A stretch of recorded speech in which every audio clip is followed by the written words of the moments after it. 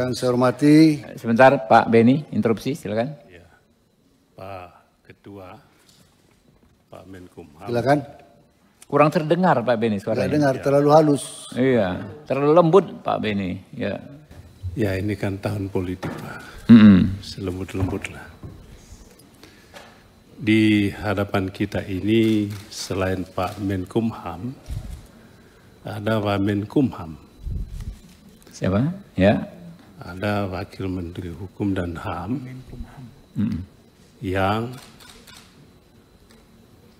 ada yang tidak tahu status beliau ini, yang oleh semua pihak raker BB nanti ya. Diketahui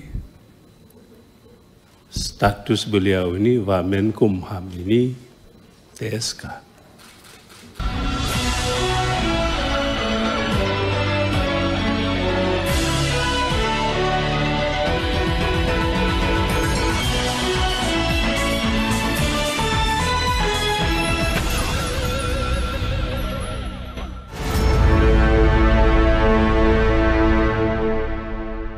Assalamualaikum warahmatullahi wabarakatuh. Boleh nggak ya saya? Yang saya hormati. Sebentar Pak Beni, interupsi silakan. Ya, Pak Ketua, Pak Menkumham. Silakan. Kurang terdengar Pak Beni suaranya. Tidak dengar, terlalu halus. Iya, terlalu lembut Pak Beni. Ya. Ya ini kan tahun politik Pak, selembut-lembut lah. Di hadapan kita ini selain Pak Menkumham, ada Pak Menkumham. Siapa? Ya. Ada Wakil Menteri Hukum dan HAM yang ada yang tidak tahu status beliau ini, yang oleh semua pihak raker BB nanti ya. Diketahui status beliau ini, Wamenkumham ini TSK. Ditetapkan TSK oleh KPK. Saya rasa supaya rapat kerja kita ini tidak cacat begitulah ya. Apa istilah inilah, kalau bisa Wamenkumham sebelum Menkumham menjelaskan hal-hal yang ditanyakan oleh Komisi 3, terlebih dahulu menjelaskan statusnya ini. Kalau tidak, kami usulkan supaya yang bersangkutan tidak berada di ruangan ini. Itu demi, Pak Beni. Pak Ketua. Sebentar Pak Ketua. Sebentar. Bicara, Belum selesai. Belum selesai. Ya. Oleh sebab itu kami mohon Dipersingkat saja Pak Beni. ada Poinnya kami clearance sudah. dulu lah soal itu. Ya. Jadi gini, Terima Pak kasih. Beni ya, silahkan Pak Beni nanti ada kesempatan berbicara menyampaikan pendapat Pak Beni ya. Sementara persoalan status ya, rekan-rekan yang hadir saat ini tidak ada relevansinya dengan persidangan ini ya. Jadi kita lanjut Pak Menkumham, silakan. Terima kasih Pak Ketua. Bapak Ibu anggota Komisi 3 yang saya hormati, terima kasih atas undangan rakernya secara khusus dalam rangka persiapan pemilu dan sesuai dengan tusi Kementerian Hukum dan HAM dan menjaga netralitas pelaksanaan pemilu di ASN dan apa yang dilakukan. Memang kita sangat berharap semua pihak menjaga netralitas tersebut. Yang pertama-tama ada 6 Direktorat Eselon 1 yang punya kaitan dengan kegiatan mendukung pemilu 2024. Yang pertama Direktorat Jenderal Perundang-undangan, Direktorat Jenderal HAM, Ditjen Pemasyarakatan, Badan Pembinaan Hukum Nasional, Direktorat Jenderal Hukum Umum dan Ditjen Imigrasi. Nanti soal kesekjenan, soal netralitas ASN. Di tahun 2023 dari Direktorat Jenderal Perundang-undangan ada 6 kegiatan. Antara lain yang berkaitan dengan tusi kami, penyusunan tingkat panitia antar kementerian 7 November 2023 tentang perubahan peraturan pemerintah nomor 32 tahun 2018 tentang tata cara pengunduran diri dalam pencalonan anggota DPR, DPD, DPRD, Presiden dan Wakil Presiden. Permintaan izin dalam pencalonan Presiden dan Wakil Presiden serta cuti pelaksanaannya pada kampanye pemilihan umum. Jadi ini sudah rapat PAK. Yang kedua, pengharmonisasian 11 rancangan peraturan KPU terkait pemilihan umum. Terakhir PKPU yang berkaitan dengan setelah Komisi 2 membahas konsultasi DPR yang berkaitan dengan pasca keputusan Mahkamah Konstitusi. Yang ketiga, pengharmonisasian rancangan peraturan Komisi Penyiaran Indonesia terkait pemilihan umum. Yang keempat, pengharmonisasian 6 rancangan peraturan Bawaslu. Yang 5, pengundangan 3 peraturan Bawaslu. Dari 6 rancangan ada 3 pengundangan sudah. Dan 28 perkara terkait pengujian Undang-Undang Nomor 7 Tahun 2017 tentang pemilihan umum terhadap Undang-Undang Dasar 1945, di mana 21 perkara telah diputus dan 7 perkara masih berjalan di Mahkamah Konstitusi. Itu yang berkaitan dengan Direktorat Jenderal Perundang-undangan. Yang berkaitan dengan Direktorat Jenderal HAM, pada tahun 2023 kita melakukan pelatihan sertifikasi mediator untuk meningkatkan kapasitas pegawai mengantisipasi pengaduan masyarakat terkait pelaksanaan pemilu 2024 yang melanggar HAM dan lain-lain. Kegiatan ini diikuti sebanyak 80 orang tersebar di 33 kantor wilayah. Yang kedua, mensosialisasikan kampanye ramah HAM.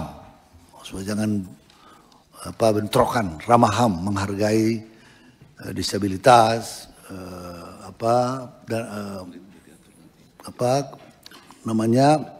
ekualitas dan lain-lain.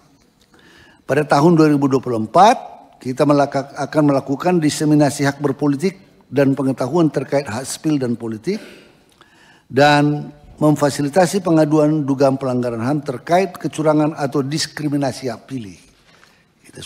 Kita akan melakukannya. Nah, yang berkaitan dengan Direktorat Jenderal PAS, Pemasyarakatan, yaitu kita sudah membuat nota kesepahaman antara KPU dengan Menkumham tentang sinergi pelaksanaan TUSIP dalam penyelenggaraan pemilu dan pemilihan serentak. Perjanjian kerjasama dengan Dukcapil terkait pemanfaatan NIK dan data kependudukan dan KTPL. Ketiga, menerbitkan petunjuk teknis terkait pemanfaatan NIK, data kependudukan dan KTPL bersama Dukcapil. 4, menerbitkan surat edaran kepada seluruh Kakanwil untuk berkoordinasi dengan KPU terkait daftar pemilih potensial, pemutakhiran data NIK, warga binaan, dan rekapitulasi daftar pemilih khusus dan daftar pemilih tambahan di lembaga pemasyarakatan dan rutan. 5, penguatan teknologi informasi yang kita lakukan. Dan 6, pemutakhiran data pemilih untuk pemilu 2024 di lapas rutan.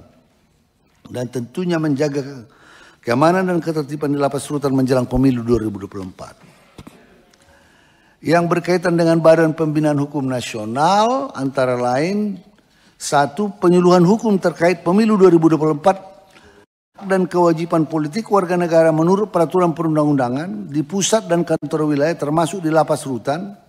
Adapun bentuk penyuluhan hukum yang dilakukan yakni penyuluhan hukum serentak, penyuluhan hukum keliling, dan penyuluhan hukum terpadu. Yang kedua, sosialisasi melalui media BPHN dan kantor wilayah terkait pemilu 2024, sosialisasi pemilu. Yang kelima, dengan Direktorat Jenderal Hukum Umum, kegiatan tahun 2023-2024, 1. memberikan data pendirian badan hukum parpol dan data terkini perubahan nama lambang partai politik dan perubahan kepengurusan parpol. Saat ini terdapat 76 parpol yang terdaftar di Kementerian Hukum dan HAM. Tetapi tidak semua dapat mengikuti pemilihan umum karena verifikasi KPU yang menentukannya, bukan di kewenangan kami. 2. Melakukan penegasan status kewarganegaraan Indonesia. Penegasan status kewarganegaraan Indonesia yang telah dilakukan sejak tahun 2016-2023 sebanyak 5.825 orang. 3. Mengeluarkan surat keterangan status kewarganegaraan Indonesia untuk capres dan cawapres. 4. Memproses permohonan kewarganegaraan orang asing menjadi WNI pada periode 2019-2023 yang telah diproses sebanyak 1.304 orang. Sedangkan Direktorat Jenderal Imigrasi ini berkaitan dengan data-data WNI di luar yang mendukung pendataan WNI yang berada di luar negeri melalui SIMKIM. Selama periode 2019 dengan Oktober 2023 terdapat WNI yang berumur di atas 17 tahun yang mengambil paspor, dokumen keimigrasian sebanyak 1.565.755 orang. Itu periode 2019-2003 yang ada di luar negeri pengambilannya. Dan tadi ditanyakan tentang rencana strategis kebijakan pemenuhan hak politik warga, hunian lapas. Jadi saat ini Bapak Ibu sekalian ada jumlah lapas rutan itu sebanyak jumlah lapas tertentu berjumlah 500. Seluruh UPT PAS berjumlah 687 dan di lapas rutan itu termasuk LPKA ada penghuni 273.853 orang. Ya. Tahanannya 53.000, napi 220.701. Nah, data pemilih lapas dan rutan dari jumlah penghuni lapas rutan per tanggal 27 Juni 2023, 270.700 orang, daftar penduduk potensial pemilihan DP4 per tanggal 27 Juni 2023 sebanyak 212.083 orang, 78% dari WBP. Daftar pemilih sementara ada 182.465. Dari itu diperbaiki daftar pemilih sementara hasil perbaikan 187.313 orang. Dan daftar pemilih tetap sebanyak 198.919 orang, sekitar 73%, 73,8% dari jumlah warga binaan pemasyarakatan. Kalau kita bandingkan tahun 2019 yang lalu, hanya sebanyak 85.523. Jadi pada pemilu yang lalu hanya 85.523 atau 33%. Nah, setelah mempelajari itu pada pemilu yang lalu kita mengadakan kerjasama yang baik dengan KPU. Bagaimanapun, walaupun dia warga binaan, dia tetap punya hak pilih. Jadi kita memperbaikinya dan ada peningkatan dari 33,72% menjadi 73,48%. Tempat pemungutan suara ditetapkan berdasarkan rapat pleno dengan KPU pada tanggal 2 Juli di 970 TPS dengan 1 TPS maksimum 300 DPT, Bapak Ketua. Jadi itu telah kita lakukan yang berkaitan langsung dengan hak pilih warga binaan kita.